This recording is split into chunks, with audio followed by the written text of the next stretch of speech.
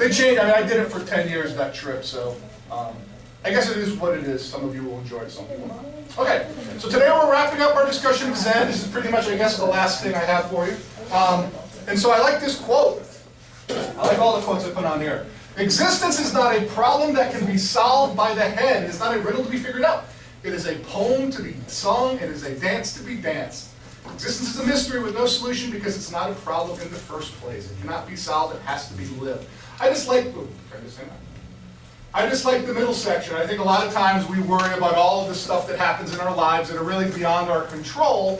And we have lots of things that we call problems, but the question is, you can ask yourself this on your own, when you really think of the problems you have, are they real problems or are they problems that your mind is just making up and running on a continual loop?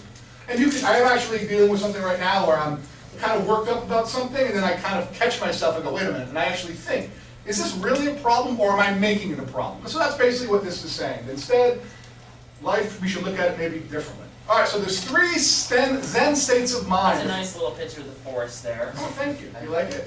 It's actually motion. You can see there's like fog going on. I have a lot of motion. Well, yeah, because Nick said he liked them so much. So. All right, so there's 3 stages of 3 types of Zen mind that you can actually practice if you wanted to some degree. The first, this is the one I try to do all the time. It's beginner's mind. Basically, it's looking at the world as much as you can with that childlike thing you had when you were, of course, a child. That sort of attitude of eagerness, of optimism, of enthusiasm, of what's next. It's hard to do that, right? When you get off the bus or you get into the school and you got 2 weeks to go, you're kind of got that been there, done that, sick of it sort of thing. And this is a different way of looking at it. This is the way you look at it when, I think I gave the example, but when we talk about going back to your old school, Yeah. and like the way you looked at it then and you see it today and it's so small. It's when you were younger, you had that naivete. Some of you probably wish you could go back to that stage. Some of you probably don't like that. But basically, beginner's mind is the key concept of Zen. It's basically not having any ideas in your head of something that I like or don't like or something I want or don't want. It's just basically, without thinking, just having fresh eyes and seeing what comes next. It's actually relatively easy to adopt. Now, Suzuki Roshi, who's the American man who came to America to teach Zen, in the beginner's mind, there are many possibilities. In the expert's mind, there are a few. If I have to summarize my class into a few quotes, this would be one of those quotes. Because I think everybody thinks they know everything and thinks they have lots of opinions about stuff. We know things, right? Beginner's mind basically says the more things you think you know, that blocks out things you can learn and things you can add on to. So basically many possibilities, and how many of you now, and you have discussions, maybe political discussions or heated discussions, you can hear the other person's point without getting worked up about it? Does anybody notice that? That's what this is. Because they can think what they want to think. It might be right for them. For me, maybe something else. But the beginner's mind is a key concept. Here's Suzuki Roshi. The goal of practice is always to keep our beginner's mind, not closed mind. It means an empty mind, a ready mind. If your mind is empty, it's always ready for anything. It's open to everything. The second one, Fudushin. This is not one that I've used too often. I used it one time. It means a movable mind. And what it basically means is having complete control over oneself in a stressful situation. So basically, when the world is going to hell around you, you can stay very calm and not really affected. So in other words, you have a calm, collected head. You're not swayed, tempted, or concerned. And the classic example is the Zen guy in the middle of a tornado not being bothered. Is this kind of ridiculous to expect? Yeah. Except, how many of you have had situations where the shite is going down and freaking out probably isn't going to make it any better? I think everybody's had that. So this is the opposite. This is actually going, okay, let's not get fazed by all the things that are changing and all the things I don't like, but try to stay grounded, basically the immovable mind. The final type is Mushin. A lot of you actually do this all the time. You just didn't know that the Zen called this. This means without mind, and what it refers to is the being in the zone. When you're in the moment, when you're playing soccer or playing the clarinet or the, what do you play, the flute? You're playing the flute or whatever it is you're doing, or you're on the rowboats. You said you had a really good time on the rowboats. Were you worrying about anything in that moment? And it happens naturally. Generally speaking, when we like what life is presenting us, we can do this. The problem is when we don't like what life is preventing us, we begin to kick and scream mentally and not like it. So being in the zone, this is the concept. You're empty of all of these emotions. You're just enjoying whatever life has. Okay, basically I didn't have any woman philosophers all year. Mainly because it's a very sexist world and there's not a lot of women philosophers. Here is a woman philosopher. Ellen Langer, just in the last few years, women in America have had the opportunity to be philosophers. And she did a study on... But Ayn Rand. What? There was Ayn Rand. We haven't covered her yet. Yeah. Right? So this is the only one we're going to cover because I planned like 6 quarters worth of stuff and I only have 4 quarters. So there's a lot of stuff I'm never going to get to. She'd be one of them. Basically, she did a study, and I'll just explain it. You don't have to read it. You can if you want. She took older people, about 75 years old, who were healthy, and they volunteered to be in this study, and for 5 days they were put in a house. So one house over there has got old people, and another house over there has old people. The first house, they were basically the experimental group, and they were told to live as if it was 20 years ago. So she did the study in 79, so it would be 59, to actually act as if it's 20 years ago. Don't talk about any news that's happened since then. Have all the same mindset. The second group, all they were supposed to do during those 5 days was talk about what they remember about 20 years ago. So the first group is actually making believe it is 59. The second group is living in the present, but they're talking about it. After basically a week of doing it, they did a study. And what they found is they had taken pictures of all of the people ahead of time. The people who were in the group who actually lived as if it was 1959, their pictures, they had a big study, 1,000 people looked at their pictures. All of the people who lived in the group where they were living as if it was 20 years ago, they all looked demonstrably younger.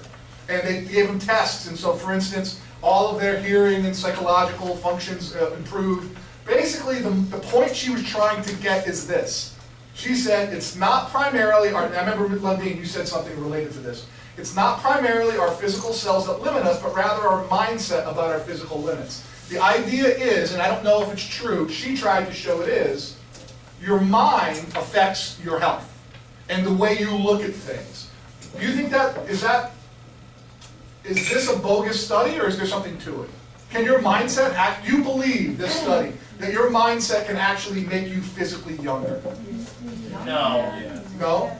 Yes? I mean, it's just a study. You can disagree with it, but I would say, Zach, just playing devil's advocate, if it could be true that this was the fact thing, maybe it's worthwhile having a more youthful mindset rather than I'm old and decrepit and I'm going to die soon, or I'm sick, I'm never going to get better. Having the attitude, I'm sick and I'll never get better, is that limiting the ability if you had a positive thought? I don't know if it's true or not, but can you positively think yourself back to better health? I don't know. You're going to say no, others might say yes. But I just think it's interesting the power our mind has, at least in this study. What's your opinion of this? What do you think, Jess? I think of the study or like everything. Whatever you want to say. I think like the study itself, I find it like very true because I've heard like a lot before, like, especially like from like therapy and stuff, that like stress is good. Like sometimes like if it's a little and it helps you to like do things, but like if you stress yourself out like too much, then like it can like really physically affect you. Very good. I don't want to go into big detail on it, but in science class, did you guys learn about the adrenal glands? Yeah. We talked a little bit about it, the fight or flight response. It's the stress, basically the stress release. And what you said, if you're always in a condition of high stress, your body literally will basically break down. A mindset can cause your adrenal glands to basically give out all of the adrenaline, it's not adrenaline, it's cortisol, that's coming out of the whole apparatus. I messed up some of the biology there. But continuing. I don't know why I put that in there, but it's just a couple of Okay, next. The ego. I'm not going to beat you over the head with this. We've already done it a good deal. Here's a couple other cartoons. I like this one specifically about the ego. What do you do when you freed yourself of all desire except the desire to be free from desire? And that's the problem. How many of you recognize that wanting and not getting is why you suffer? Wanting the world to be a certain way and not getting it is why you suffer. But does it make you want to stop wanting things? No, people still want things the same way. And that's fine. So here is a quote. Our egos are developed and conditioned in childhood. The need to please and the need for constant acknowledgement and praise as part of who we think we are. Do you agree with that? Do you think in childhood we learned that we like to have the pat on the head? And do we continue that through our lives? Why do we need that pat on the head once we become grown? To boost our self-esteem. Okay, good. Yes? Yep. Yes. Bubbles. Go see Miss Belial.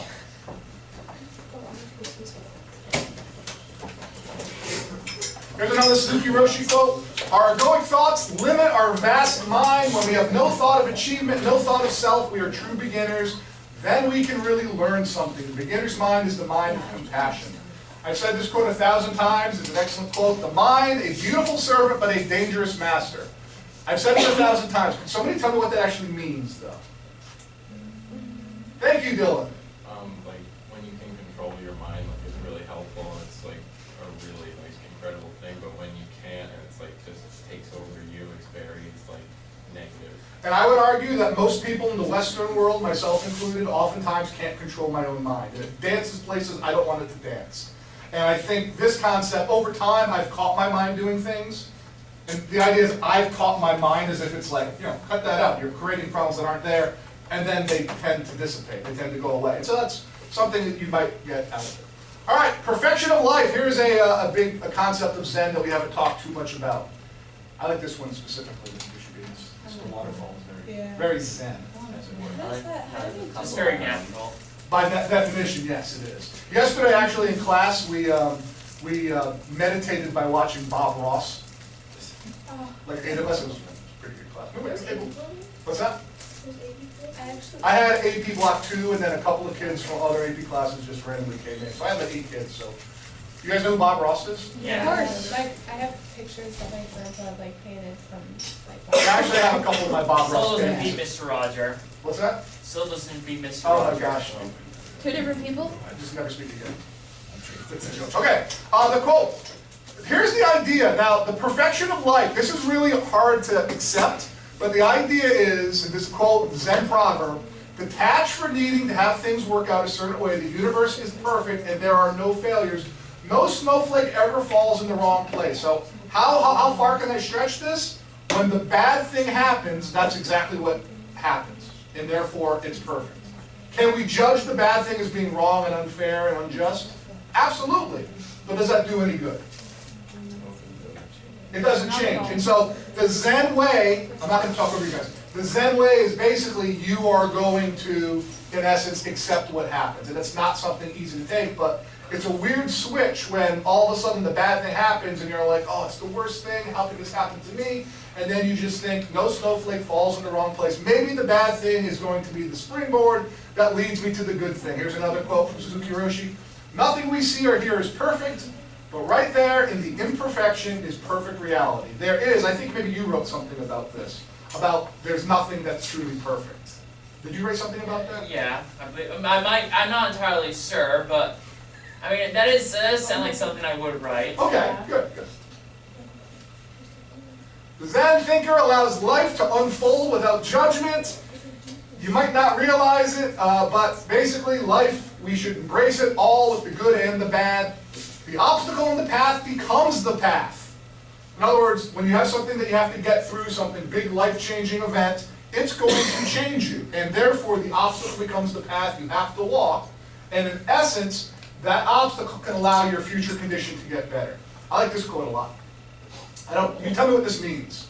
Everything and everyone is your teacher, unless you are a poor student. Yes, sir. It means that you can learn from everything around you unless you choose to ignore it. Yeah, the poor student doesn't mean monetarily. It means poor of soul and of mindset. I've learned some of the best things I've ever learned from relationships that broke up. And from now when I look back at some of the people who at the time I hated, I now see how they were really good teachers. And not teaching me stuff I wanted to learn, but as a result, who knows what I'm talking about? You can look at the bad thing like, so that's, you can actually, the quote, my favorite quote is that the student will appear when the teacher is gone. The teacher will appear when the student is ready. When you're open to just, almost like an antenna, and taking everything that comes and learning from it, it's kind of interesting. All right, a few more slides. The meaning of life, this is Alan Watts. He's a British philosopher who was a big Zen guy, brought Zen to America. The meaning of life is just to be alive. It is so plain and obvious and simple, and yet everybody rushes around in a great panic as if it were necessary to achieve something beyond themselves. Because most of you have a picture in the future of how great your life is going to be, which is awesome. I'm not trying to tell you not to do that. But he said, just be alive in the moment and enjoy yourself in this moment. Another Suzuki quote, Roshi quote, each of you is perfect the way you are, and you can use a little improvement. So the perfect the way you are concept, a lot of you have written in journals about you have that self-esteem issue. And we need that pat in the head because for whatever reason, we're not completely whole. We have a part of us that's always missing. And his point was, no, you're perfect right now. And embrace that perfection. But then don't just sit back and go, I can never learn anything. I can never move forward. Still move forward, but accept who you are right now. Present moment. This is the real secret of life. To be completely engaged with what you are doing in the here and the now. Instead of calling it work, realize it's play. This is Ram Dass. I've given you a lot of quotes about Ram Dass over the year. Here's the story of Ram Dass. He was a Harvard social psychologist, and then he got kicked out of Harvard as a professor for some tests he was doing. And he ended up going to India, and then when he came back from India, he brought all of the knowledge about Eastern philosophy. It's possible to stay in the moment and be it, live it, but once your mind begins to categorize and analyze and judge, you create the separation that does not allow you to be at peace with the moment that is, not the moment you wish it were. I'm going to skip that quote. I'm going to skip this quote. When we do not expect anything, we can be ourselves. That is our way to live fully in each moment of time. You should be rather grateful for the weeds, because eventually they will enrich you. So that means the bad things can make you more whole. Treat every moment as your last. It is not preparation for something else. In other words, in school, you're being prepared for the future, which I understand.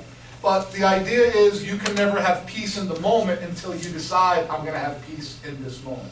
If you take every moment, it's like, this is it. Everything is led up to this moment, not this moment is going to lead to the future. It's a different mindset. Zen is not a kind of excitement, but concentration on our usual everyday routine. All right, earlier in the year we talked about this, about the future. Who disagrees with the concept that there's no past and there's no future other than in your mind? Okay, that's fine. Shania, this quote, I'm going to ask you to interpret it. It says, the future is a concept that doesn't exist. There's no such thing as tomorrow. There never will be because time is always now. That's one of the things we discover when we stop talking to ourselves and stop thinking. We find there's only present, only an internal now. Is this weirdo, crazy stuff? No. I feel like it's again just saying that there's only really now. Because even in the future, when you get there, it will be now still. Right. It's always just now. But we always use the now to prepare for a future which is going to come soon enough. All right, what is happiness? I had a whole other PowerPoint on it, but I switched to this. All right. So, what is happiness to you? Ask this question. Ethan, I put up a few things up here. Is it a goal? Is it an achievement? Is it the journey? Is it a state of mind? What is happiness? I guess it's that positive feeling you get. Okay. Miss St. Jean, what is happiness? Happiness? Yeah, that's what the slide's on now. Is it any of these things in your mind? Is it a goal you're going to try to achieve in the future? Is it an achievement? Is it the journey itself? Is it a state of mind? What's happiness to you? I feel like it could be a little bit of all of those and more. I feel like happiness isn't just one thing. Okay. I feel like it can come from a lot of different things. Give me an example.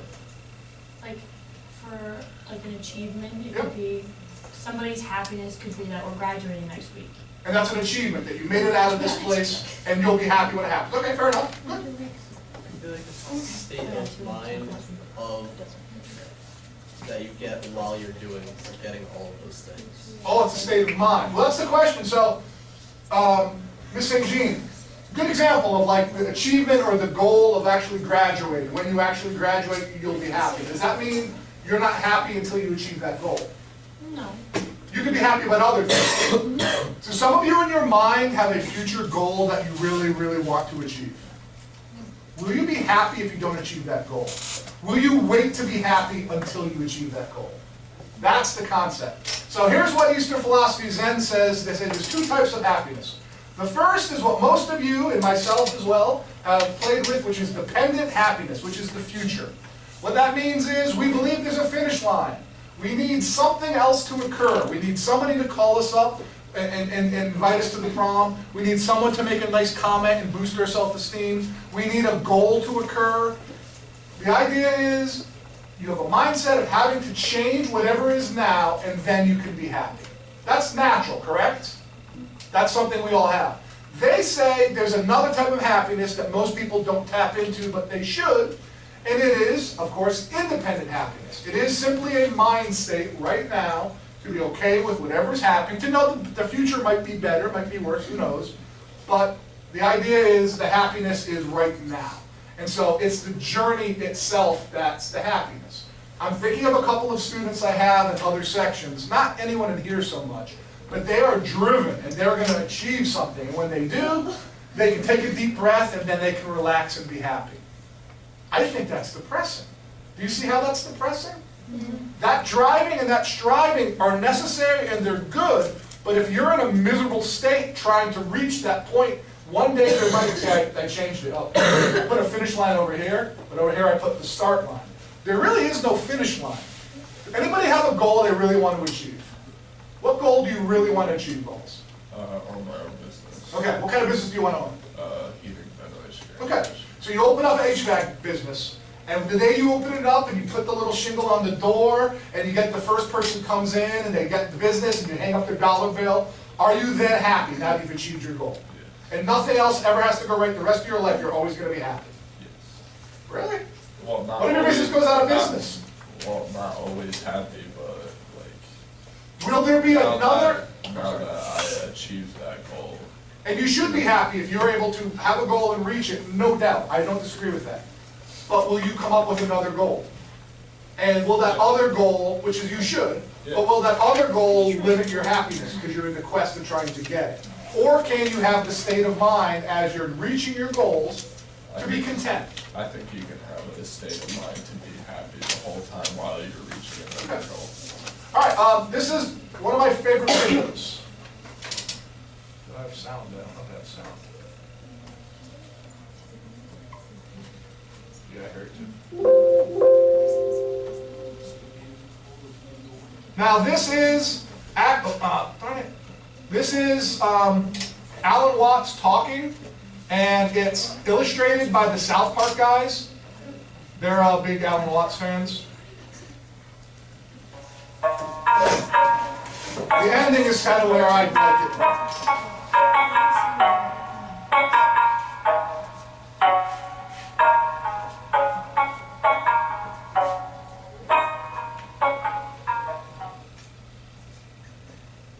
In music, one doesn't make the end of the composition the point of the composition. If that were so, the best conductors would be those who play passes. And there would be composers who wrote only finales. People go to concert just to hear one crashing chord. So that's the end. But we don't see that as something brought by our education into our everyday conduct. We've got a system of schooling which gives a completely different impression. It's all graded. And what we do is we put the child into the corridor of this grade system with a kind of, come on, kitty, kitty, kitty. And yeah, you go to kindergarten, you know. That's a great thing because when you finish that, you'll get into first grade. And then come on, first grade leads to second grade and so on, and then you get out of grade school, you go to high school, and it's revving up, the thing is coming. Then you're going to go to college, and by Jove, then you get into graduate school, and when you're through with graduate school, you go out to join the world. And then you get into some racket where you're selling insurance. And they've got that quota to make. And you're going to make that. And all the time, the thing is coming. It's coming. It's coming. That great thing, the success you're working for. Then when you wake up one day about 40 years old, you say, my God, I've arrived. I'm there. And you don't feel very different from what you always felt.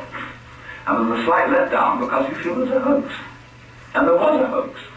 A dreadful hoax. They made you miss everything.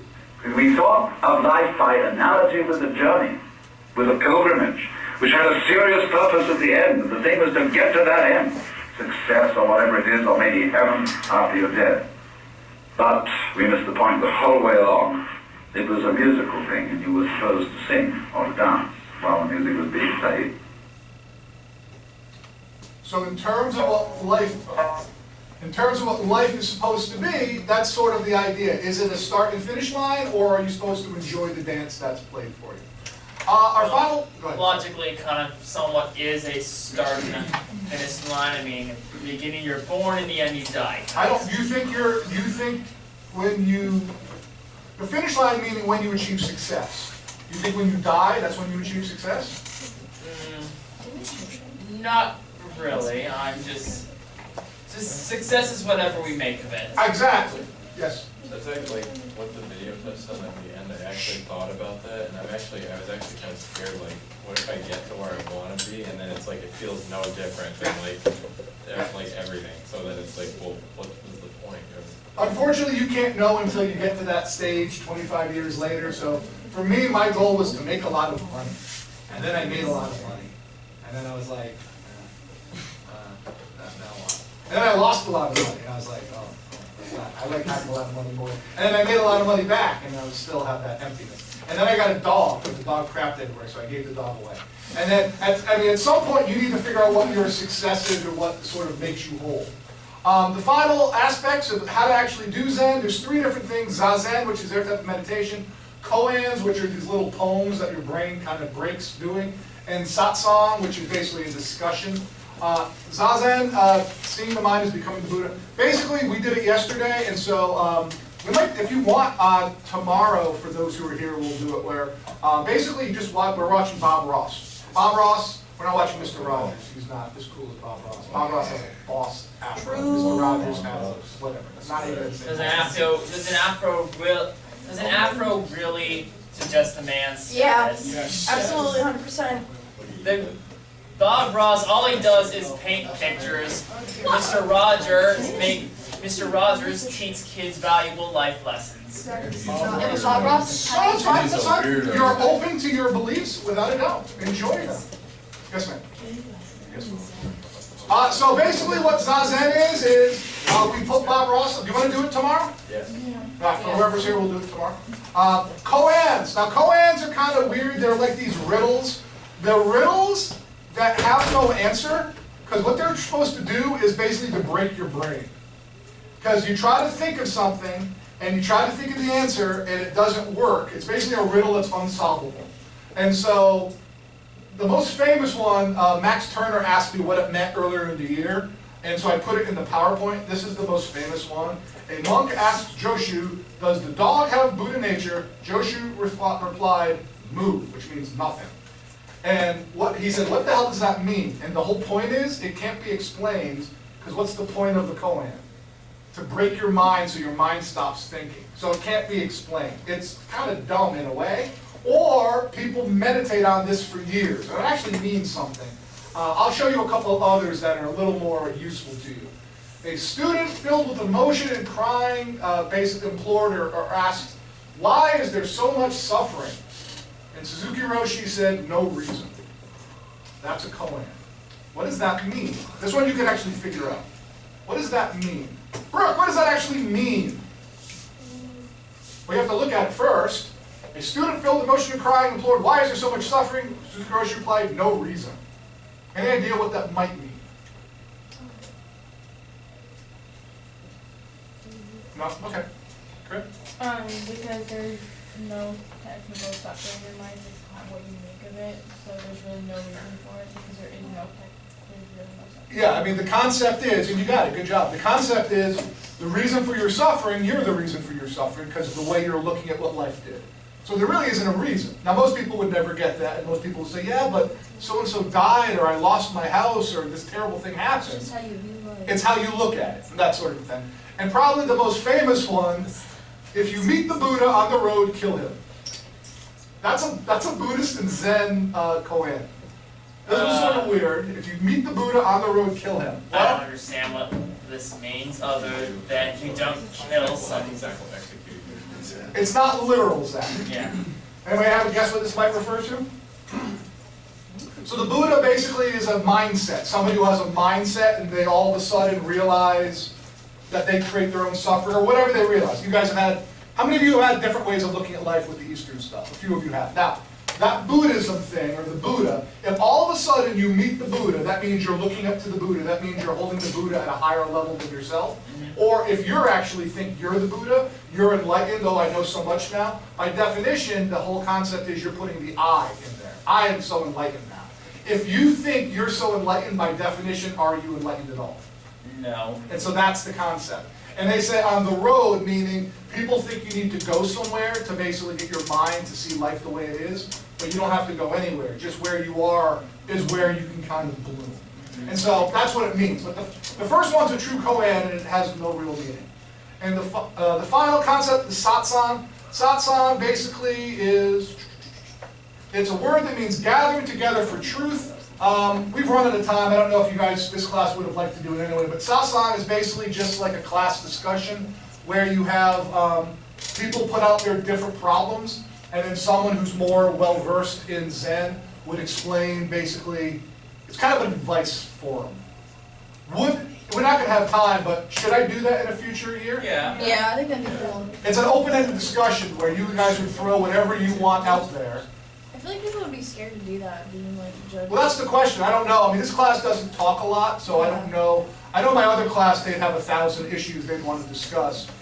I mean, we can do one right now if you want. Yeah. Okay. There's problems. But the concept is someone would bring something forward. Some problem, some mindset, some issue. Yeah. Alright, so as I discussed in my journal last night, I need to know, can you please explain to me, like, how in all possible meaning, like, why do you think I am so more adept to the Western worldview, and yet so unable to, like, understand the Eastern? Well, that's easy. You for 17 years have been taught the Western way of things. You've become very comfortable in it. You have a pair of shoes, they fit really well, they're comfortable. You like the order. You know when you leave your shoes there, the next morning your shoes are still there. You like the way things are. And now in 6 weeks, I've taught you a whole different way of looking at life, and they are in direct contradiction. Yeah. Some people who have been a little more miserable with the way that they look at Western world, they're more open to listen to a new way of thinking of things. Yeah. And they more take to this. While others who very much like the way their life has been, don't want to hear anything different and are more resistant because it's just a mindset. In other words, if it's not broke, don't fix it. Are you generally pretty okay with the way you look at the world? Yeah.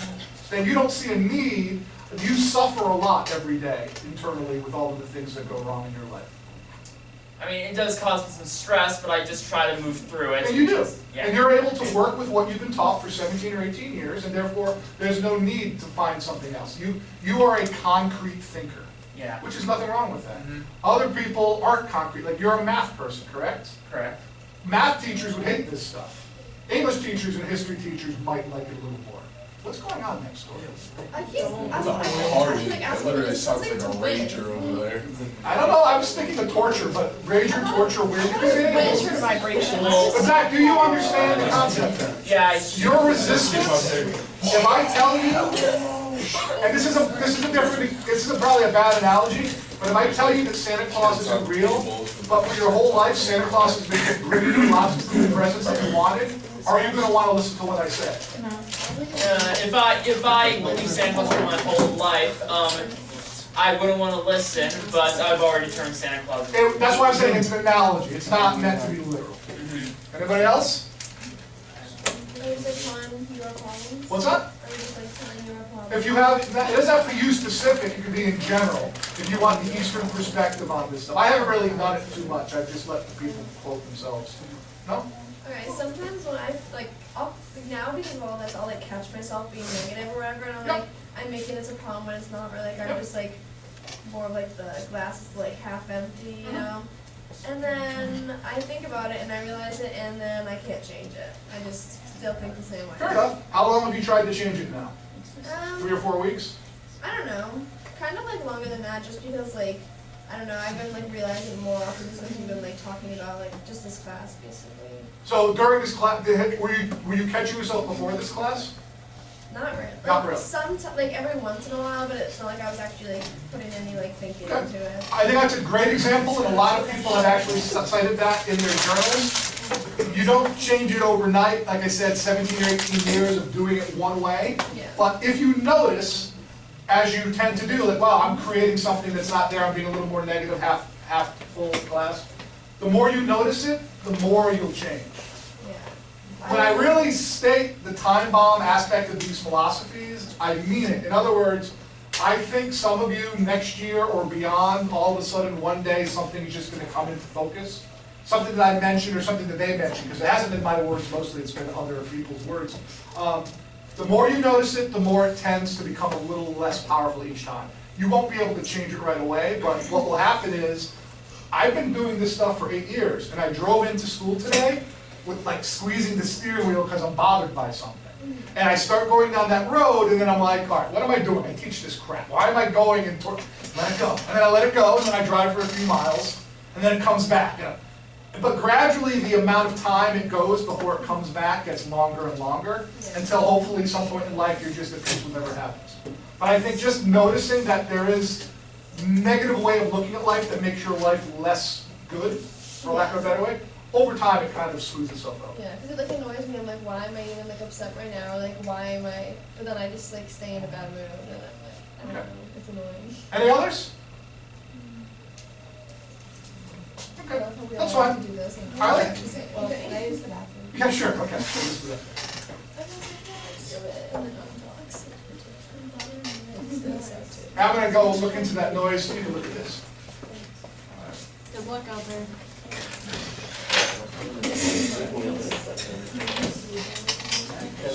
Sounds like the best I mean,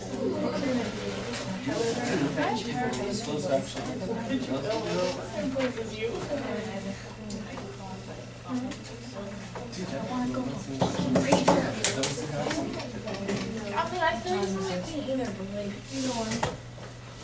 I don't use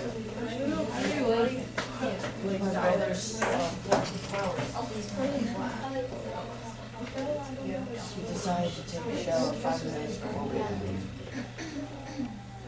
Good stuff, but like. Maybe he smells it. No.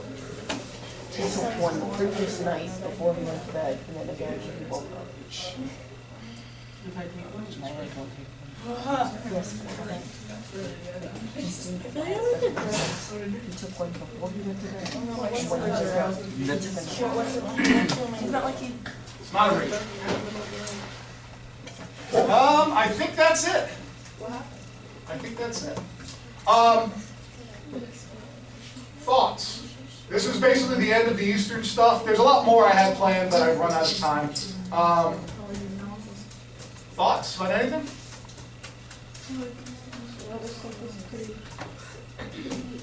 Pretty deep? Yeah, perhaps. Follows what you got. What is like the Eastern view on race? Because we have like a huge, On race? Yeah, we have like a huge problem with race in this country. Yeah. Did I do Judeo-Christianity with this class? The guy who said as soon as you label, Yeah, you create separations? They don't believe in labels. In other words, if I'm a Republican and you're a Democrat, we kind of don't like each other, to some degree. After Trump got elected, there was a group of teachers at another school who were putting something like on their clothing, like a piece of tape or something, that symbolized I'm okay to talk to, meaning I'm not a Trump person. You can tell me what you really think. You don't have to be fearful of like saying, oh, did you hear this guy get elected president? And then they have a big fight. I think we tend to label ourselves. Now race, by definition, is a label. Now it's a visual label. People are different in the way they look. Men and women are different. People are different in different ethnicities, different hair colors, skin colors. They don't make a distinction out of it because it's not a distinction. Because they believe that we are all basically at the basic level, we're all part of the same life form. So some people can, if I show you an animal that's wounded, and they're helping the animal, I will hear lots of oohs and ahs, because you guys feel the pain of another animal. Most animals. The spider, you might say screw it. But if I saw a thing, they showed a monkey that got its arm caught in a snare. It was a gorilla, they're called the gorilla doctors. There's about 60 minutes. And they basically go through the mountain gorillas and they find out that gorillas are wounded. And they go through the jungle and they find the gorillas that are wounded. They give them basically a tranquilizer dart to knock them out, and then they give them medical care to keep them going. And the gorilla population is doubled. We look at animals that are wounded and we feel compassion for them, as a lot of people do. I don't think we feel compassion for people who are of a different color. Or right now, there's terrorism going on in Iran, which is in Iran. There was a bombing in Kabul, Afghanistan. But there was a bombing that was the same size in England, and they had a big concert, and Ariana Grande and all the Justin Bieber and whoever the popular artists, they did a performance in remembering and memorial of all the people who died in England. But we don't talk about the people who died other places. Yeah, I don't understand that. I don't know why that is, other than this. We definitely have a us and them mentality here. We definitely have a dog eat dog mentality here. I'm going to try to compete with you and be better than you. And that's what our society is based upon. It has advantage. I mean, the cell phones get better every year because they're competing. But our competition of people, we tend to want to blame people who aren't like us. It's beyond just race, it could be gender as well. I don't know how it'll ever change. I think it'll probably get worse unless people get a little more sane and realize that there are bad blacks and bad Hispanics and bad whites and bad, and it's not the color, it's the word bad that we should be focusing on, not the color. But people are too easily just generalize and misplace our views. Yes? Yeah, because I was going to ask about the view of race in the Western aspect of it, because when we were at Holiday Hill, I heard someone say stuff about how many colored people there were, and that they were surprised. They even said they were surprised they didn't get mugged yet. And I'm like, why do people? But why do people still think like that? It's not the 40s anymore. I don't get it, because it's because I mean I've always been told that there's bad people no matter who they are in every kind of walk of life. And I just don't understand why people still view different races like that. It doesn't make sense. I can drive with someone I'm thinking of, and we'll be driving, and if they're driving, I'm in the passenger seat. If the driver in front of us is not doing a great job of driving, we'll pass them, and the person who I'm driving with will comment about how they're, oh, I knew they'd be a Chinese driver, or I know they'd be an old person, or I know they'd be a younger person. We like to be able to put down others beyond just the action that they're doing. Rather than saying what a bad driver they are, we go by and we go, oh, I knew it was going to be a teenager or an old person or a Chinese guy or a white guy, or whatever it is. That's unnecessary. I think it's because this. I think it's because we're still in it's their fault sort of viewpoint. In other words, it's the reason my life isn't the way it should be, it's because of all of the immigrants, or it's because of all the taxes that have to be paid to pay for all the people who don't have jobs that are probably this color or that color. Or that. Is that necessary? Can I believe those things? No. Is it going to go away? No. It's a mindset that people need an excuse for why they are what they are. Because on some level, they're not happy with who they are, so they need to blame others. So I think probably the people who made comments like that, I'm surprised they get mugged, I bet those are the same people who thought that was funny. They thought they were talking to others who had the same... They did because they started laughing, but no one else was laughing because it's not actually funny. But that's the thing. I mean, there's people who are going to have views of the world. There are people in this room who will say, oh, that's terrible. But then in actuality, they wouldn't go and sit at a table with all people of a different color or a different religion. They wouldn't. But they'd be willing to say at least it's terrible to say that. I remember when I was going to high school, I went to Old Lyme, which is 99% white, and we did it in a really rich school, and we did an exchange program one year with Weaver High School, which is 99% minority. And the Weaver kids, 20 kids, came to our high school, and I was one of them shadowed me for the day, and we went to classes and whatever. And it was oh, we'll try them. They're nice kids, and got to know them a little bit. And then, when it turned out, they announced, okay, we're going to do a reverse shadow. Now the kids who were the mentors, the kids stayed at my house for a night. Now, a month later, we're going there for the day. And some of my friends were like, I don't want to go there. I'm like, why? They came here. And then I went, what do I mean by they? And I went. And I remember my friends were walking down the hall, and they were like staying in like little tight like circles for like safety. And I'm like, you really think anything's gonna happen? It could happen. It could happen anywhere. But to live your life in fear of people who are different is pretty shallow. And most people will never see that. That's why I think some of this stuff should be taught to parents, but it never will. It is what it is. Which is the reason why I videotape this stuff, because it's not taught in our country. It just isn't. It's barely taught in colleges. It's taught in some colleges. Yeah, no, I wanted to mention that to you. I went to my college orientation and they asked like if anyone had taken philosophy in a high school. And I said, yeah, and they asked me if I was from a Jewish high school or some like religious kind of high school, and I said, no, it's just a public school, and they were so shocked, like, that it was That's my thing. I mean, my thing was at the end of the race, when the money and the dog and the other stuff wasn't enough, I'm like, well, what do I want to do? I only get one life. Well, I'm a teacher. Well, instead of doing AP history, I want to do something that maybe will work. And so this year was a practice to see if it works. I don't know if it works or not. I'm judging some people it works, some it doesn't, but it's not something that's known. I think if people were a little more accepting of differences of opinion and looks, life would be a lot better. Listen. You know, for,